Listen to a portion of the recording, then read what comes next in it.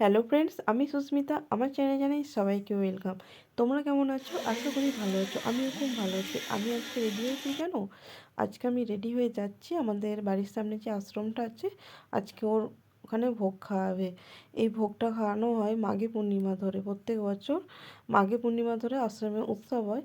তো আমি, বৌদি, আমার জেঠুর মেয়ে, জেঠুমা, ভাইজি দুটোকে নিয়ে তারপর আমরা চলে গেছি আশ্রমে উৎসবে ভোগ খেতে। আমরা এখানে বসে পড়েছি। এখানে আমার মুনি হাই করছে, বলছে হ্যালো গাইস, যে হাই করে দে।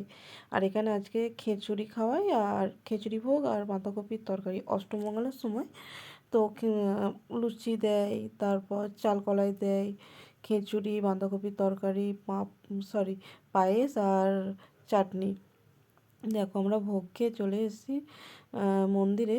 তো এখানে ভক্ত বাবা সবাইকে চান জল দিচ্ছে, আমি একটু চান জল নিয়ে নিলাম। আর এখানে সব নাম কীর্তন, মানে নাম হচ্ছে। তো নাম হয়, আমাদের ভোগটা অ্যাকচুয়ালি হয় যেদিন পূর্ণিমাটা পড়বে, সেদিন থেকে নাম আরম্ভ হয়। যখন পূর্ণিমাটা উঠে যাবে তখন নাম শেষ হবে, তারপর ভোগ খাওয়ানো হয়। তো দেখো এখানে এটা হচ্ছে আমাদের বাড়ির কাছে।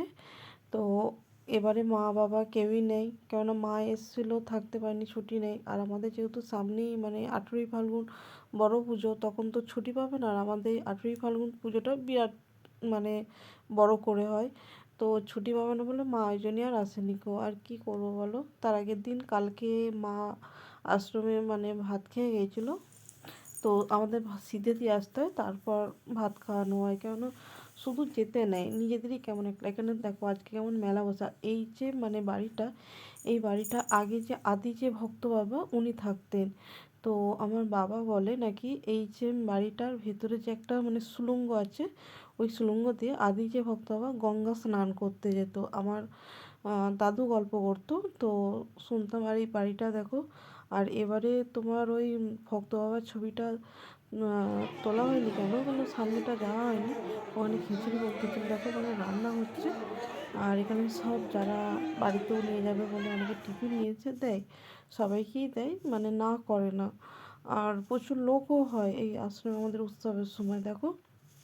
আর এখানে কি বলতো, আর অনেক দূর দূর থেকে সব ভোগ খেতে আসে। আর তার আগের দিন সব সবজি ফবজি কাটা হয়, কেননা আজকে ভোগ খাওয়াচ্ছে, আজকে তার সবজি কেটে রান্না করাটা সম্ভব না। আমাদের পাড়া থেকে সব গিয়েছিলো সবজি কাটতে। দেখো ভিডিওটা ভালো লাগলে লাইক, কমেন্ট অ্যান্ড শেয়ার করবেন।